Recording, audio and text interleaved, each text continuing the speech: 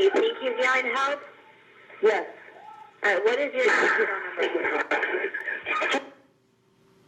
Were you able to hear that voice? Yes, sir. In the background? Yes. You heard, of course, a woman's voice in the foreground, correct? Yes, sir. Do you know whose voice that was screaming in the background? Yes, sir. And whose voice was that? My son, George. And are you certain of that? Because he's my son. Mr. Zimmerman, you have heard him yelling out and for help or crying, or have you heard him just laughing and screaming? All the above. All. Isn't it true you've never heard him yelling or crying for help, yelling for help? Not for help. Not in that distinction. Thank you very much, ma'am. If I may. You've never heard him screaming for his life before, have you? Correct. But regarding, I'll rephrase it, have you ever heard him screaming for his life before this call?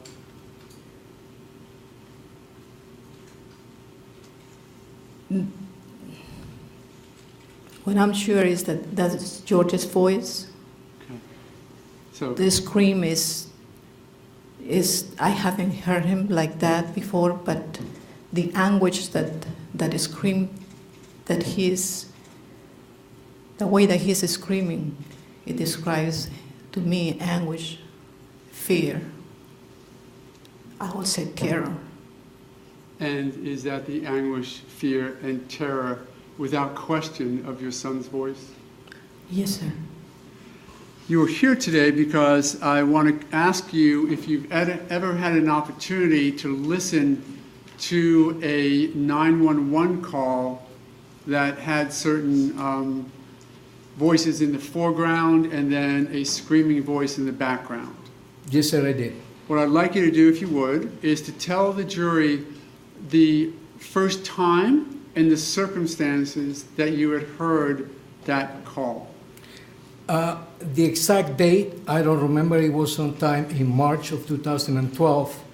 I am sitting in my computer at home, involved, to be exact, I cannot recall, but I was in the computer, and all of a sudden, the TV in my house is located right behind. If I could, I show you, this is my desk, and right behind me is my television.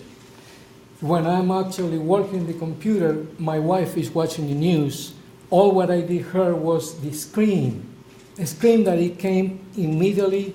Not only I just heard the scream, I felt the scream, like my nephew screaming for his life. It was a moment that I actually lived with me every moment that I heard the portion of that. Because it was the feeling of saying, oh, I heard Georgie. It was George screaming for his life.